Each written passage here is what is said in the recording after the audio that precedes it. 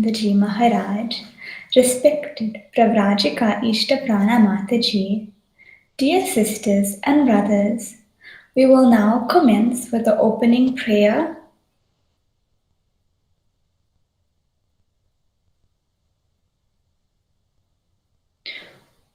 Om, we can now play the opening prayer.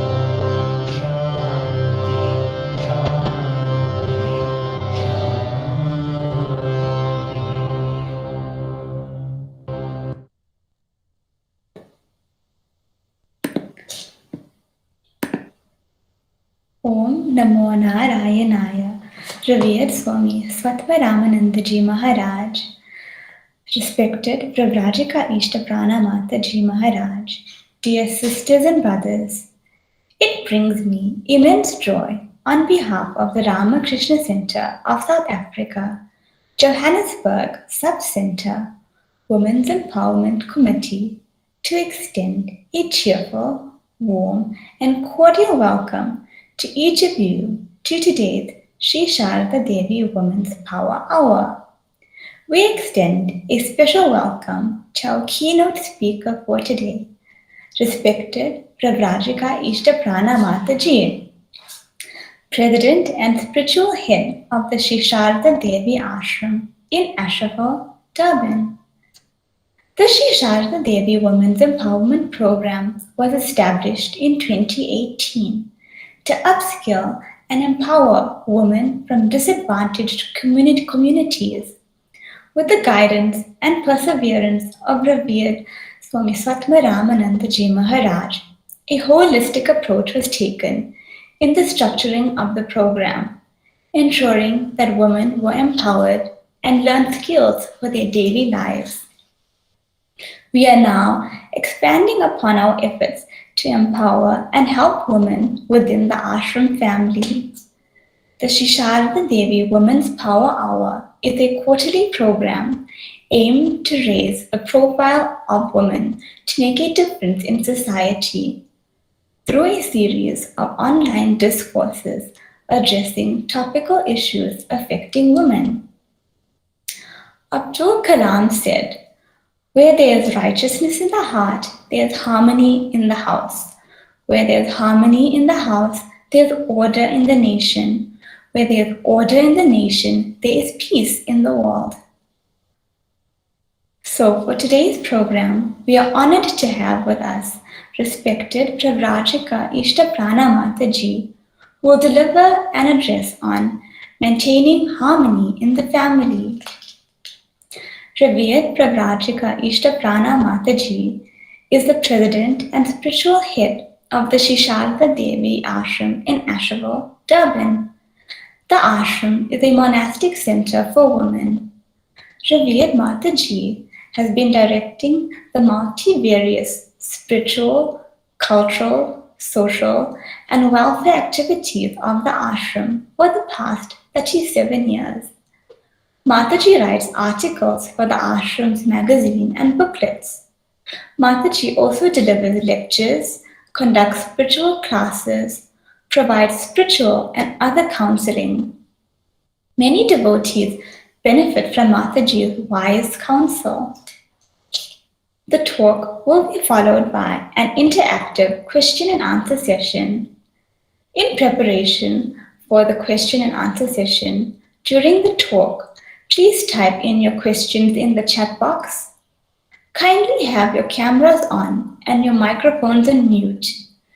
You are also most welcome to voice your questions during the question and answer session. Please use the raise hand functionality located at the bottom of the screen. We will then call you to ask your question. Kindly note that this session will be recorded. We will also be live streaming the session on Facebook and YouTube. Kindly click on Mataji's image to keep it constant throughout the session. We now will move on to the talk. I lovingly hand you over to Pravrajika Ishtaprana Mataji. Om.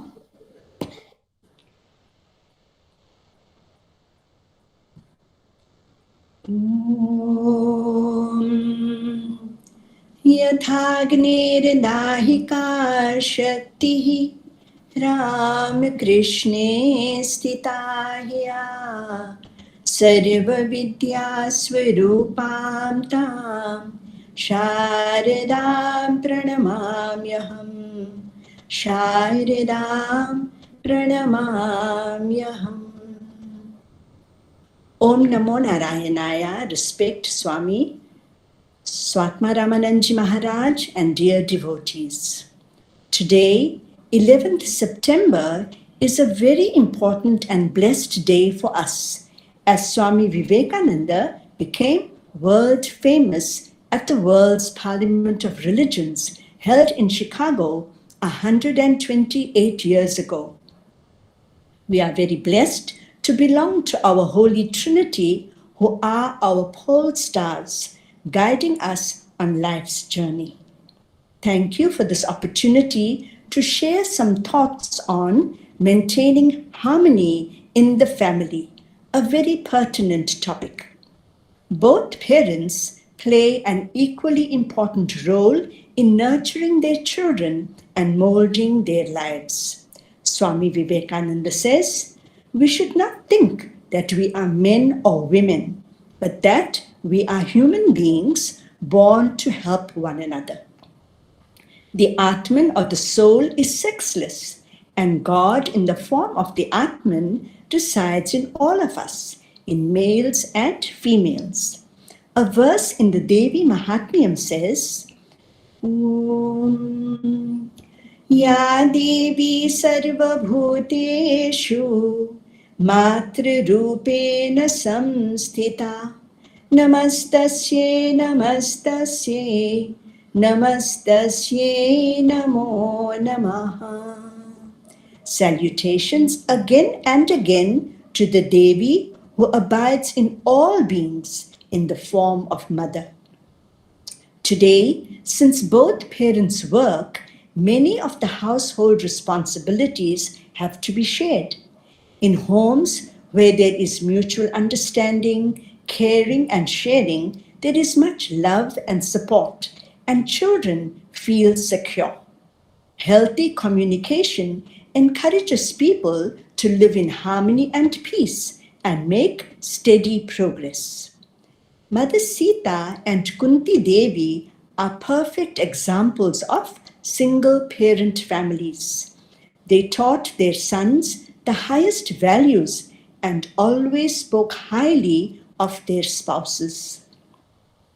A young man was caught stealing and he was imprisoned. His mother came to the prison crying, "Oh, my son." The young man said, "Mum, it is your fault that I am here today. When I stole pencils and rulers from my friends at school, you laughed but never scolded or stopped me. If you had taught me that it is wrong to take other people's belongings, I would not be in this plight today." Sri Krishna Bhagavan says in chapter 16 of the Bhagavad Gita, "Let the scriptures be your authority in deciding what ought to be done and what ought not to be done. Having known what is ordained by the scriptures, you should act here." Swami Vivekananda said, "The more Hindus study the past, the more glorious will be their future." The spiritual, moral, and cultural growth of the child begins at home. Our scriptures offer guidelines for nurturing children so that they become assets to themselves, their family, and society. When young couples are preparing to get married, they have to decide on the values that they want to inculcate in their new family. They must consciously develop values like truthfulness, trust, the habit of praying, and being patient. Anger, mistrust, and poor communication affect relationships. These emotions are natural and can be managed effectively through prayer, reading the scriptures, and being in good and holy company. Our revered Guruji, Sri Swami Shivapadanandji Maharaj, used to advise newly wedded couples to pray to God to be blessed with a good, noble child who will be moral and bring joy to all. Speaking of the prenatal influence of a mother on a child, Swami Vivekananda said, "I know that before I was born, my mother would fast and pray and do 100 things which I could not even do for 5 minutes. She did that for 2 years. I believe that whatever religious culture I have, I owe it to her. It is consciously that my mother brought me into the world to be what I am. Whatever good impulse I have was given to me by my mother, and consciously, not unconsciously." Parenting needs careful thought and preparation. The home is the place where honesty, selflessness, love, charity, and good character are cultivated. The most potent way to teach these values is no doubt by example. Parents act as role models and create conditions that are conducive for the moral and spiritual growth of their children. Values like compromising, tolerating shortcomings, and accepting other opinions are important for maintaining harmony in the family. Very often, our happiness and sorrow depend on our attitude. Being calm and having a progressive attitude to difficult situations are helpful. Developing good character in a child begins even before its birth. Our sages advise that a child must be born through prayers. The practice of purity of thought and conduct enables the child to have good tendencies or samskaras. So, an expectant mother is advised to be cheerful, eat nourishing food, have progressive thoughts, pray and read good books. Develop physical, mental, and spiritual faculties through value-based knowledge. Today, values like patience, tolerance, and acceptance are sadly lacking. It is advisable to discuss differences rather than fight or argue over petty matters. Once, there was a couple with 2 children. Day after day, Leela and Ajit grumbled and argued with each other, and there was no peace in the house. The children, too, were unhappy to live in an unpleasant atmosphere. One day, news spread that a wise person named Pandit Premjit had come to their town. People could come to him for advice. The couple, who were now tired of fighting, decided to go to him for help. Each complained that the other was always wrong and was just not listening to me. The Pandit listened to them and then said, "I have a solution, but will tell you only if you promise to do what I say." Being desperate, they agreed to follow his instructions. Panditji said, "Each day, starting from today, put some water in your mouth and keep it there for at least 2 hours a day. You must take it in turns. When one finishes, the other must start." Leela asked, "What if I swallow the water?" Panditji said, "Quickly take another tablespoonful of water and do that whenever you swallow the water." They happily followed the instruction as it sounded very easy. Within a few days, they realized that they used to fight over petty matters. Now that there was water in their mouth, they could not retaliate and soon learned that they must be patient and be supportive rather than fight. They now decided to discuss their differences amicably and live in peace and love. Our Vedic sages were concerned with the total personality development of children so that they become ideal human beings. Thus, the society became morally strong. Virtues such as morality, empathy, and giving in charity were emphasized. Swamiji, our Swami Vivekananda Maharaj, wanted the knowledge of the inherent purity and divinity of the soul to be given to the children. A captivating story of a mother nurturing her children is that of Queen Madalasa. She had 4 sons. Whenever her children cried, she would comfort them, singing lullabies about the highest Vedantic truths. She would sing, "You are holy, my dear. You have no name. You are not the body nor the mind. You are the eternal self." Thus, she imparted spiritual knowledge to her children. They were later educated in the wisdom of the scriptures. The first 3 sons of the queen renounced the world. In order to give the kingdom a noble successor, the queen now sang different lullabies to her 4th son. They were on traits and duties of an ideal king. She sang, "You are mighty and strong in body and mind. You are born to give your life for the service of your people." Thus, the 4th son became an ideal karma yogi and a righteous king. We are very happy to say that in the Ramakrishna Sharda order, there are many brothers and sisters of the same family who have renounced the world for their own liberation and to serve humanity. So even today, there are parents who encourage their children to renounce the world and dedicate their lives to God. This is a great asset to the whole world. Swami Vivekananda advises us, let strong, positive, healthy thoughts enter into the minds of children from a very young age.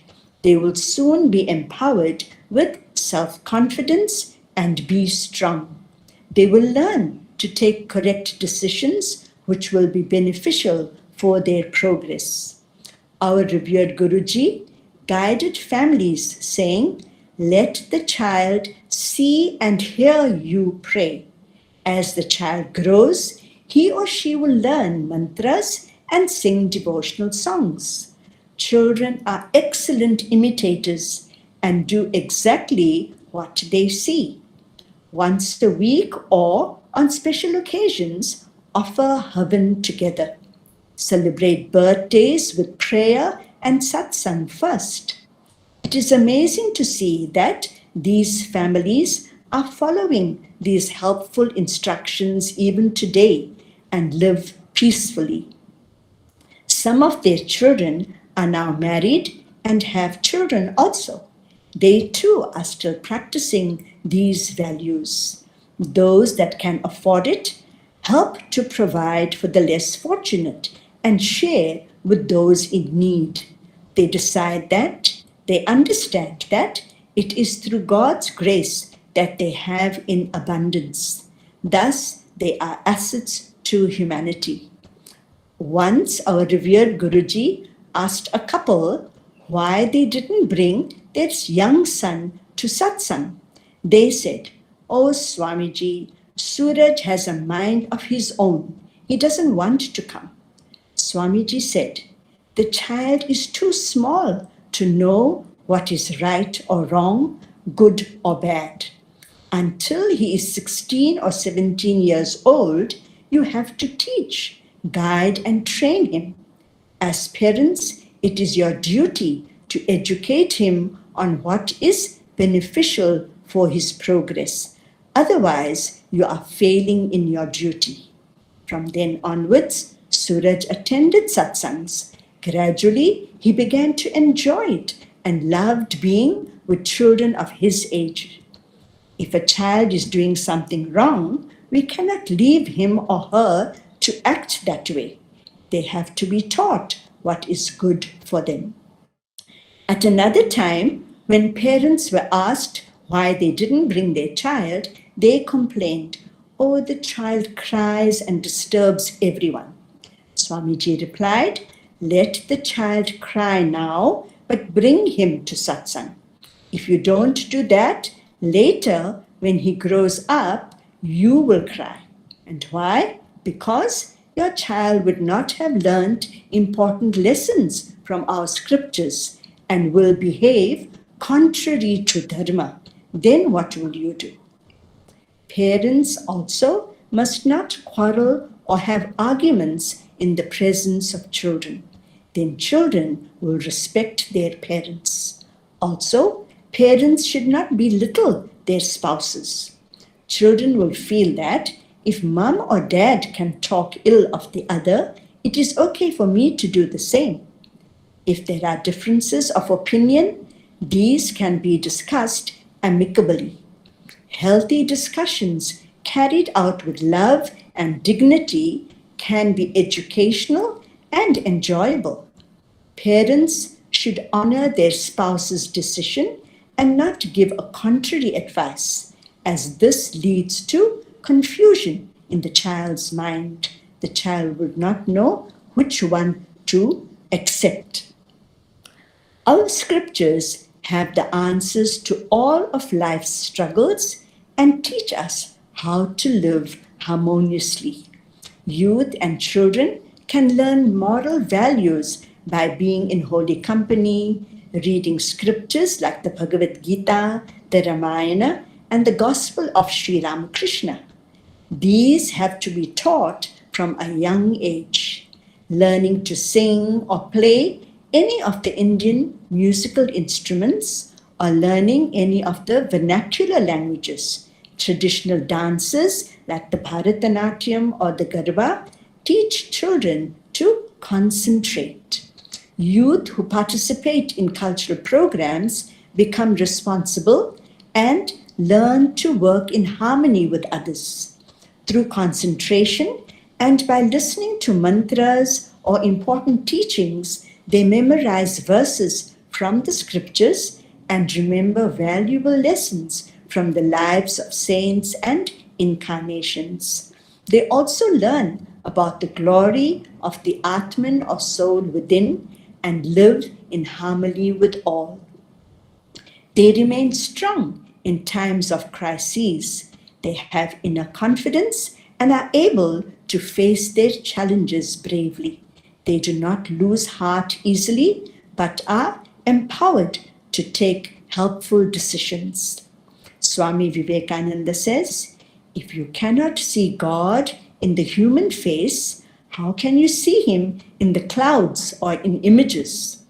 Whatever comes to you is but the Lord, appearing to us in various forms as our father, mother, friend, and child.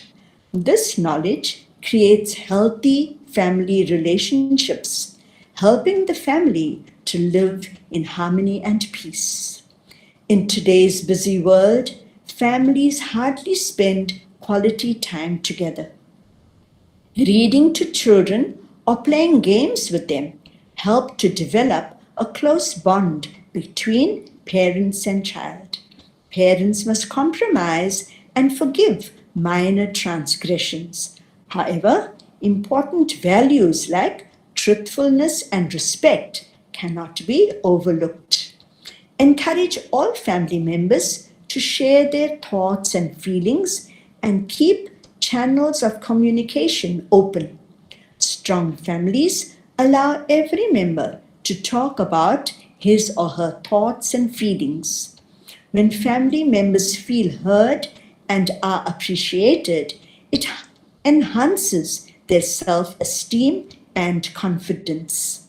Loving, understanding, and sympathetic parents instill these values in their children. Mutual trust and healthy communication foster better family relationships. Never compare one child with another. Be patient and try to understand each child. Love is the main criteria to win the hearts of children, not by buying them expensive gifts, but by truly loving them. And when we love them, it means that we want them to grow rightly. We don't want them to fall in wrong company or do wrong things. So when we really love them, we teach them what is good for them. It is also important to teach them to live in harmony with nature. Let them see beautiful flower gardens and play with animals if they want to. Lord Krishna advises us in the Bhagavad Gita, do not eat for yourself. So they must be taught not to waste food, waste water, electricity, or whatever they have in abundance. They must learn to share and empathize with the less privileged.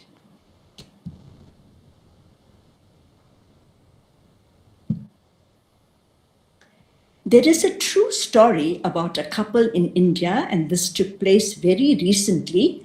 They boarded a train to attend a wedding in a far-off place. When the train halted at a small station, the man called for a vendor and asked for 2 cups of coffee. He didn't have any change, so he gave a 200 rupee note through the window for the coffee, which was only 20 rupees. As the vendor was taking out the change, the train began to move and soon gained speed. The poor man tried to run after the train, but it was gone. The man relates what happened. My wife began to grumble, he said. How foolish of you! You should have taken the change before giving the 200 rupee. I said, okay, if he had given the change and the train had started before I could give him the note, then that would have been a loss to him. My wife disagreed and said, from the morning he would have met 10 people like you and would have only profit, no loss. I said, we should learn to trust people. Poor fellow. Anyway, he can't build a palace with that money. By the time the train reached the outskirts of the next town, I heard a voice. Sir, was it not you who bought 2 coffees and gave a 200 rupee note? I turned towards the voice. Pushing his way through the crowd was a teenage boy who stopped in front of my seat. He did not look like the coffee vendor, who was middle-aged. Yes, son, I said, I did give a 200 rupee note to a coffee vendor. However, I do not remember buying coffee from you, I said honestly. The boy said, I was just confirming, sir, to avoid making a mistake. He took out the 108 rupees change from his pocket and gave it to me. But who are you? I asked. I am his son, sir. Every day, 1 or 2 such incidents happen at Tuni station because the train does not stop for long. In that short time, many people give a note and the train leaves before they receive their change. So I usually board the train and wait. My father messages me, giving me details of the persons, the amount, the compartment, and seat number to whom the change has to be returned. I give them the change and return to Tuni by another train. I was surprised and asked, are you studying? 10th class, sir. My elder brother helps father in the afternoon and I help him in the mornings. I was so touched that I asked for his father's number and called him. I said, your son has just returned the change to me. I am calling to express my appreciation for your actions. I am so very happy that you are not only educating your children, but more importantly, instilling in them the values of honesty and integrity. I said, complimenting him. That is very nice of you, sir. I feel honored that you have taken the trouble to call me. I only studied up to 5th class. In those days, said the man, we learnt ethics and morality through short stories, and we learnt to differentiate between good and bad, right and wrong. These principles guide me to lead a trouble-free, honest life. I was amazed by his words and thought process. He continued, but today these values are not taught in schools. Since my children are not learning moral lessons at school, I entrust them with simple tasks like these to teach them the values that I know. I was amazed by his foresight and patted the son on his shoulders. As I watched the boy leave, I mentally saluted the coffee vendor. So we see, we have to train and teach children what we want them to learn. What we sow, that will grow. The lives and teachings of Sri Ramakrishna, Sri Sarada Devi, and Swami Vivekananda are practical and relevant for today. Even though they were ideal renunciates, their profound teachings and examples are not only for monks and nuns, but for householders as well. Their compassionate hearts catered to the needs of everyone. While living at home, householders are guided on the spiritual path, making life meaningful. The Master explained that after the birth of one or two children, husband and wife must live like brother and sister and talk only of God. Then both their minds will be drawn to God. Sri Ramakrishna and Sri Sarada Devi have shown that householders too can realize God while performing their worldly duties. Sri Sarada Devi was busy all day long, cooking for devotees, imparting spiritual instructions, listening to the problems of hundreds of people, and consoling them. Yet she lived like a beautiful lotus flower, which has the roots in the muddy waters, but its head high above the water. The world is torn apart by struggle and strife today. We find great strength in Holy Mother's pure life, which is like a soothing balm. Mother's life and teachings ease our minds and relieve us of anxiety. As Mother repeated God's name for the benefit of humanity. In spite of her busy schedule, Mother was always calm and peaceful. Her mind was so absorbed in the thought of God that she gave suitable and practical solutions to intricate problems. By a mere glance, she was able to assuage their pain. Sri Sarada Devi's life-invigorating teachings fill us with hope and courage in times of distress. Here is a touching example from the lives of our Master and Mother. Once, Sri Ramakrishna and his entourage were going to witness a theatrical performance. Although Sri Sarada Devi wanted to go, Mother could not accompany them. When they returned, the Master was very worried in case Sharda Ma was upset.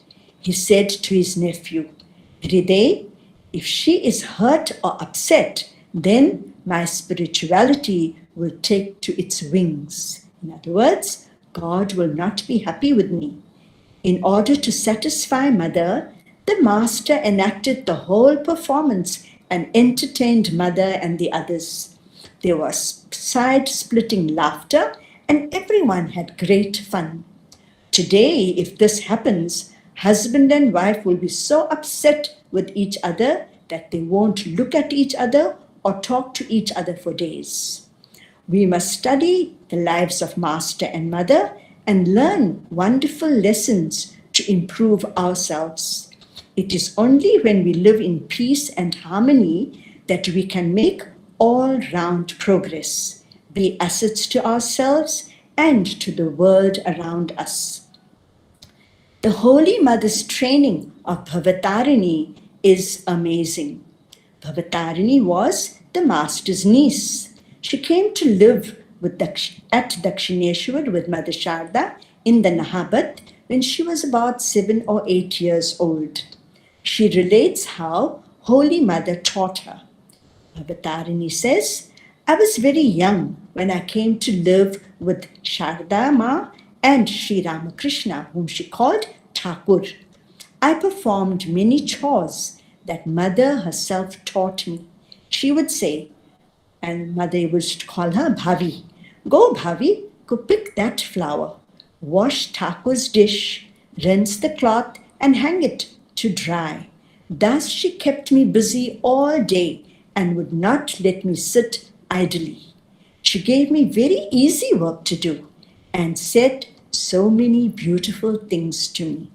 When Mother performed worship, I would fetch the flowers, bilva and tulsi leaves, prepare the sandal paste and arrange these on a tray. Mother's orderliness was unique. The wonderful artistry in arranging each flower is difficult to explain. Mother worked fast. Slicing fruits and preparing beetle rolls was an art with her. Mother taught me everything, holding me by my hand. A small room, that is the Nahabat, where we lived, was like heaven. When Mother sat for worship, the atmosphere was transformed. Mother taught me to revere God, saints, and sages. She would say, Bhavi, come, bow your head here. That was at the photograph of Sri Ramakrishna. Say, Thakur, make me yours. Hold me by my hand. Do you understand? Offer pranams, offer prostrations by touching his feet every morning and evening. I said, but I do that. You have taught me to do so. Thakur takes me onto his lap as soon as I go to touch his feet. He says, oh Bhavatarini, it is all right even if you don't do all of that. You are doing well. Just remain in her company, that is in Mother's company. Mother used to be very pleased. Putting her face to my head, she would kiss me and give me a handful of prasad. Thakur hardly slept. He would wake us up calling, O Lakshmi, O Bhavatarini, how long will you sleep? Mother would already be awake. She would clear her throat to announce, I am up, you need not worry. Mother would quietly tell me, you need not get up now, stay in bed. I would turn over and sleep again. When Mother finished her chores and prayers, she would wake me up. Mother worked fast, but to perfection. She did not like sloppy work. I was very disorderly at first. She taught me by holding my hand. She would say, see, Bhavi, what other worship would you do? Every work is worship. These chores are in themselves worship. I had a very few daily tasks for the evening prayers which Thakur had taught me. I had to light the lamp in the shrine and incense in the room. Mother sat for prayers without fail. I would sit close to her and gaze at her more than at Thakur's photograph. Her appearance would be so wonderful. Aarti would be offered in the different temples. In Thakur's room, they would be singing of Hari's names, that is God's names, and the surface of the Ganga would be lit up with the reflection of the lights all around. That was a divine atmosphere. Everything worldly was forgotten. The memories of the poetic ambience of those evenings have not been erased from my mind. Thakur used to say, leave everything else and take God's name at dawn and dusk. He would make us repeat God's name, saying, chant aloud. All the evil things inside will go out. The body and mind will become pure. Today, he is no more by my side, but as soon as it is dusk, I clearly hear someone chanting the names of Rama and Hari. It is his voice setting the tune like a flute. I noticed that no matter what work Mother did, her lips would be moving. One day we had great fun. Mother said to me, see Bhavi, I am going to Thakur's room with his water. You sit near the fire and watch that the dal doesn't boil over. If it starts boiling, pour a little water into it. Mother left and the water boiled. I was ready to pour the water if the dal boiled over. I was also muttering like her. After all, I had seen her do so while cooking. Actually, only my lips were moving. The water started to boil over. Mother arrived. Bhavi, what are you muttering? She asked. I replied, nothing. I have seen you do so while cooking, so I am doing the same. Mother smiled and said, Silly girl, you are so small, yet you have noticed what I do. I don't mutter, I repeat God's name. That is called japa. One must repeat God's name while working. Then the work turns out well. Bhavatarini Devi passed away in 1973 at the age of 96 years. The best way of bringing up children is taught in these few examples of how Mother taught Bhavatarini. When we include God in our lives, He helps us. Even though we may face challenges, God blesses us with inner strength and the right attitude, a strong mind, and helps us to overcome them. We must have faith in God, have faith in ourselves, and know that we are not alone. God is always with us, and He will surely save us. Hari Om Tat Sat. Om Shanti, Shanti, Shanti. Sri Ramakrishna Arpanam Astu. Om Namo Narayanaya. Respected Pravrajika Ishtaprana Mataji, thank you for the most enlightening and practical talk on harmony in life and sharing with us useful strategies on how to foster a family environment to achieve this. I particularly enjoyed the spiritual pearls that revered Mataji brought into the discussion.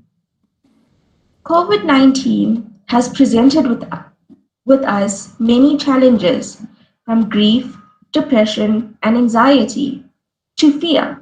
Hence, the insights presented today instill self-confidence, peace of mind, and courage in coping with today's challenges.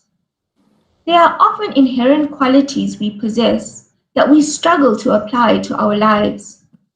A definite takeaway from today's talk is revered Mataji's advice to steer our families onto the spiritual path. We are indeed blessed. Thank you, revered Mataji. We will now have the Q&A segment in relation to the talk for today. If you have a question, please use the raise hand functionality located at the bottom of the screen. We will then call on you to ask your question.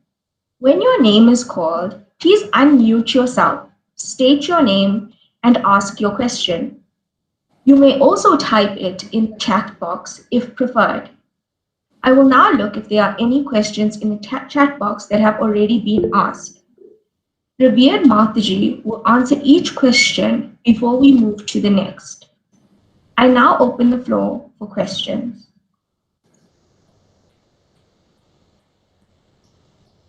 Revered Mataji, the question is, something I see parents struggling with is remaining friends to their children or someone their children can confide in whilst being the parent. This is even more so in the digital age where children are now chatting online, gaming, watching TV, and YouTube. I think the question is, how do we manage to be friends while still maintaining the barrier? It is very, very important for us to know what our children are doing. And I think it is of vital importance for children to be educated on how to use these. We cannot stop them from using the modern equipment, but they have to be taught, they have to be empowered to do the right thing. So if they are on wrong channels, they should be taught that that would not help them. But that has to be done from a very early age. Not once they are grown, then it's very difficult to guide them. So you're talking about the parent-child relationship or the relationship between both the parents? I think it's a parent-child relationship. Yes, so the children have to be tutored on how to use computers, how to use cell phones, how to use all of these platforms, And they must be taught that they should not go to certain floors, they should not go to certain platforms because it will not be useful for them. And if they are trained and monitored from a young age, hour after hour, and taught that they should not do that, then that's the only way you can train them not to go into wrong platforms. That was a brilliant question, and the advice provided by Mataji was so practical because we live in such a digital age. Thank you, Mataji. And also, may I say that suppose a child is over 18 or 20 years old and you find that he or she continues to do that and you're almost failing, then you have to tell the child that, look, you are sowing wrong seeds, and when those wrong fruits germinate, then what will you do? How will you handle it? So do you want to go in the wrong path, or do you want to correct yourself now? Do you want to lead a righteous life and be a successful person, or do you want to go down in the dumps? So that way also, when you reason with them and talk to them, of course, that is a bit difficult because you have to do it more or less every day for even 6 months or a year until they understand that it is not the right thing to do. Yes. I think Sister Ashni, you can ask your question. I see your hand is up. Om Namo Narayana, revered Mataji. I just want to know, how do you maintain work-life balance in light of most people working from home these days and meetings extending far into the evening, sometimes late evening? How do you maintain that, keeping the balance and boundaries? That is very, very difficult, my dear. I do understand, because we have many of our own members telling us that they work till 12, 1 in the morning, because one of our young youth, we had asked to speak, and he sent me his talk at 2 a.m. and I felt so sad and bad for him. I said, what happened? He said, Mataji, we are working every day until so late. So it's very difficult. And I think, I don't know how to handle that. I suppose you have to tell the boss, if they are, reasonable, and to tell them that, look, we can't work like this. We have to be realistic and practical, and we have to be truthful and say that, look, it's almost impossible because we are not having any time to ourselves. I'm not even having time to rest or sleep. So it's very difficult. Thank you, revered Mataji. Thank you. And also, I think, in the family itself, where the husband or the wife can support each other and help. I know the husbands and wives are having problems with this, because if the husband has to overwork, the wife is screaming that how can you be only working? What about your family? And also, if it is the wife, then naturally the husband will squeal as well, because you need to spend time with us, you need to cook, you need to do so many things. It does become very difficult, but if it is possible, we have to get help from 1 or 2 people. If somebody can help do something, either a family member or an elder child or the husband and wife, because they have to maintain their jobs. There's no ways you can say that I'm going to give up my job. You have to have your job, which is so important, and yet they have to talk about it. They have to share their experiences. And of course, I'm sure that the husband or the wife has to say, it's not that I'm happy to do this. It's not that I'm doing it of my own free will, but this is the situation I am in now. And hopefully we can actually pray to God that hopefully they can overcome this very quickly. Hopefully things will change, and through, they must learn to share the chores. Now, only one person can't do feeding of the children all the time or attending to the children's needs. They have to take it either in turns, or if the husband understands that the wife is working, or the wife understands that the husband is working, one of them has to do that, because it will not carry on forever. It may take a year or two. It may be a short time. As Mother Sharda says, difficulties come, but they do not last forever. They will flow like water under a bridge. So in that time, we have to know this is our test time. So we have to support each other, almost as you say, gnash our teeth and be there for each other. So that would be the best thing to do, is support each other and be patient, and this time too will pass. Thank you, Mataji. It was certainly a thought-provoking point that I'm sure many of us can relate to. Yes, and also when they are not really at work, that time must be given to the family. You see, what happens is, because they are even frustrated or angry because of the workload, then they take it out on the family, and then they don't speak kindly to the family. That is not good. When you have some time, you have to speak lovingly to the family. Those few moments, whether it's 15 minutes or half an hour or 1 hour, must give all the love to the family, so that it's almost covering up for the time that you can't share with them. So it's not fair to be angry with the children or to shout at anybody because you are frustrated with your work situation. That's a bit unfair. And I used to tell, well, of course, in those days when they used to be at work, I used to say, when you leave your office at 4:30 or 5, you have to forget about the office and live at home, live in the current time. So now it's definitely changed, but the few moments that you have with your family, live in love and peace. Mataji, this is not a question, but more a comment. I see many children being confused with our culture and prayers. We all have a role to play to help the children. The Deepika magazine helps tremendously. God's grace. Thank you. It's Mother Sharada's grace and all those who helped to put the Deepika together. That's how God works. I just wanted to say one little thing that happened very recently, talking about when you say about prayers and all of that. You know, recently we have seen many little video clips where 1.5 to 2 years or 2.5-year-old children are learning by hearting mantras like it's unbelievable. They know the mantras by heart. They know Bhagavad Gita verses. They may not know it in proper order, but they know more than 10 or 20 mantras. That's not even 2-year-old child.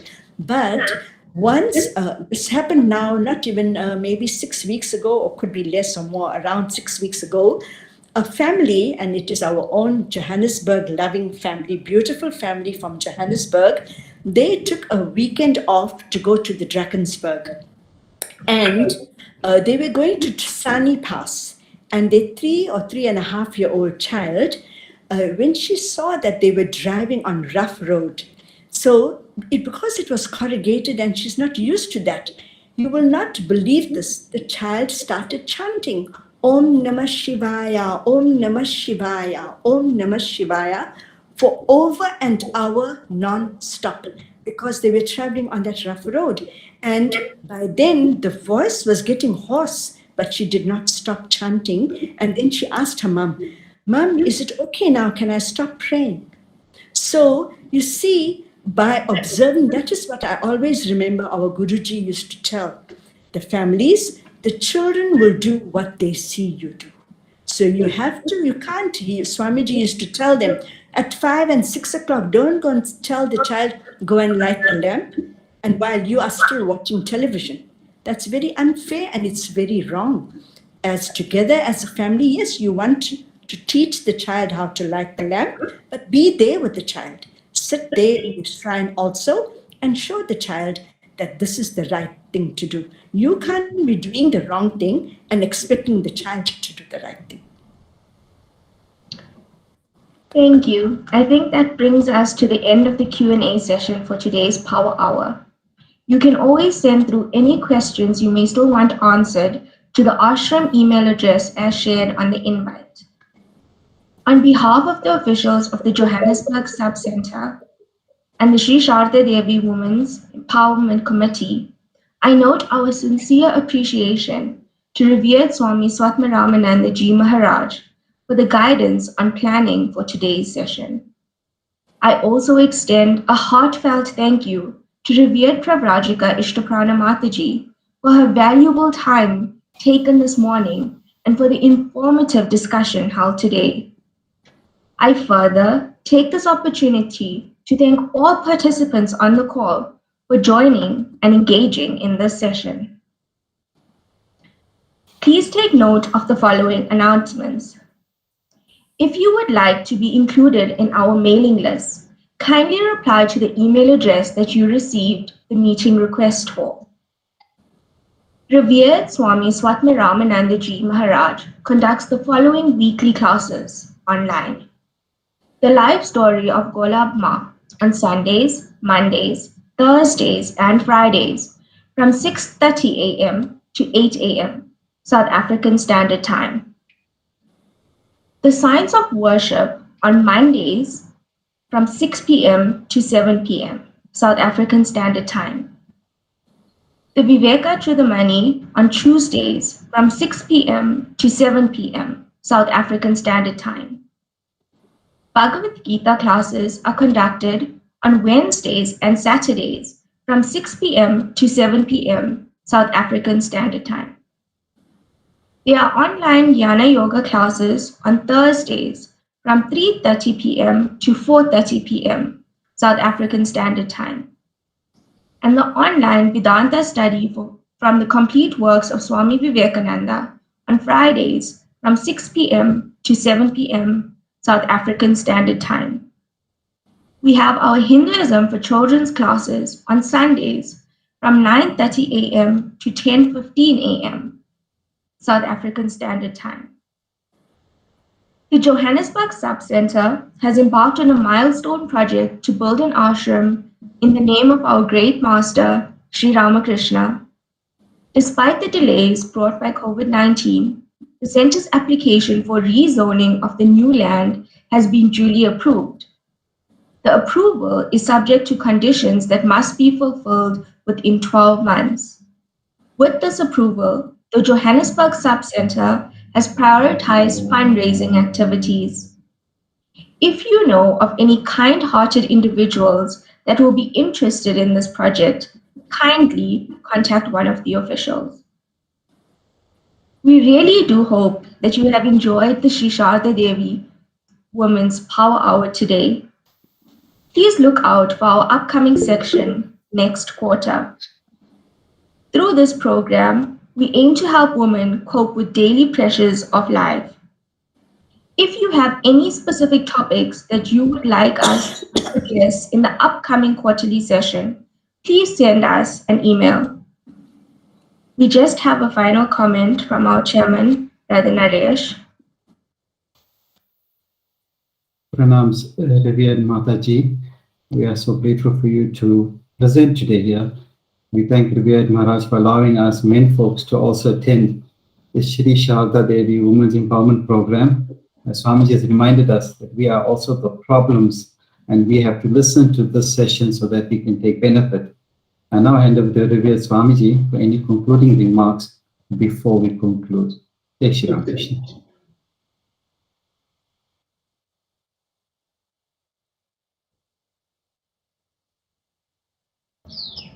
Om Namo Narayana. Naresh, I couldn't hear you. Pranams Maharaj. I was saying before we conclude, we'll take any concluding remarks from Revered Maharaj, but also thank Maharaj for allowing us men folks to attend this program. Thank you, Maharaj.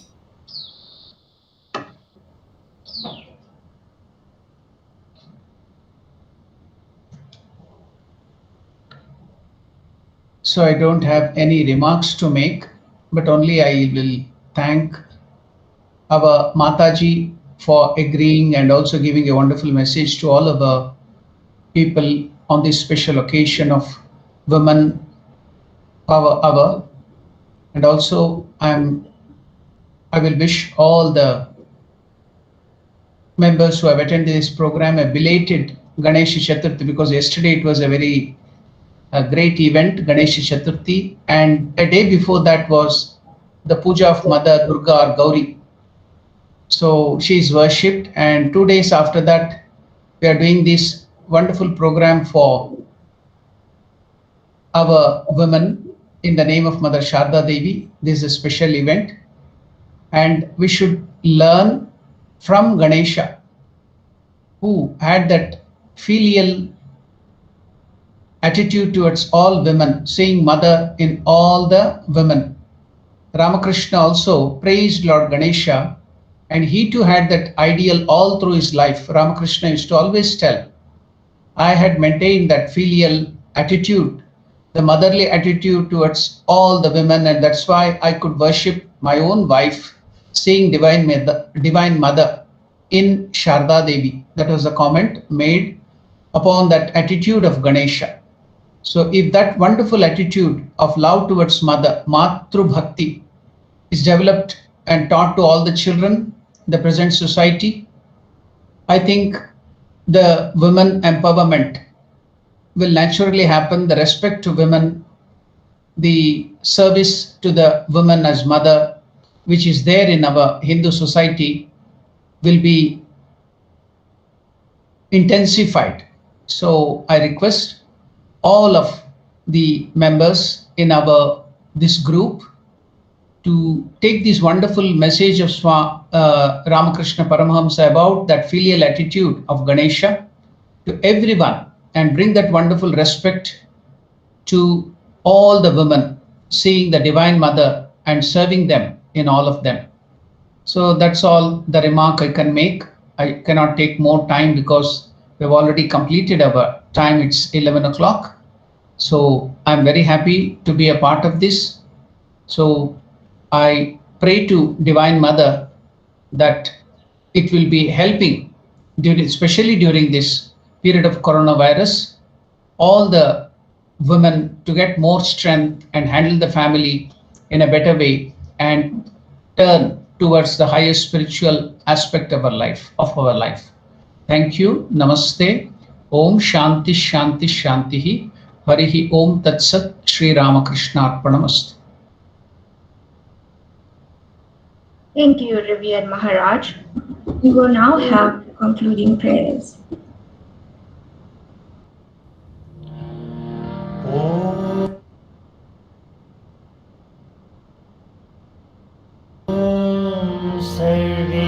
Sarvesham swasti bhavatu sarvesham shanti bhavatu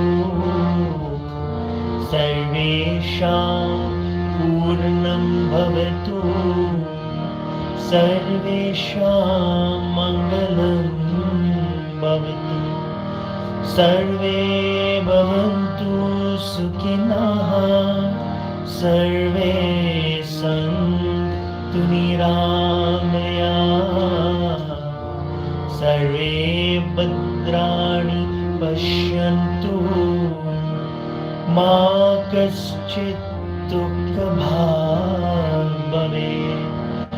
Om Purnamadha Purnamidam Purnat Purnamudachyate Purnasya Purnamadhaya Purnamevavashishyate. Om Shanti Shanti Shanti. Hari Om Tat Sat. Bolo Jai Shri Guru Maharaj ki Jai. Jai Shri Mahamaya ki Jai.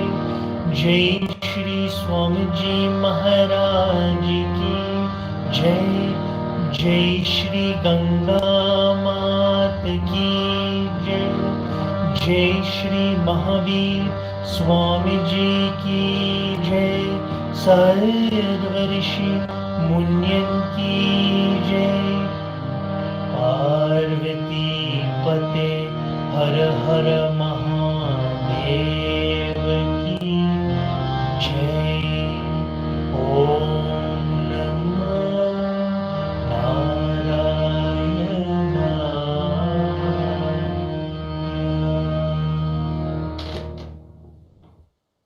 Once again, thank you for joining and participating in today's session.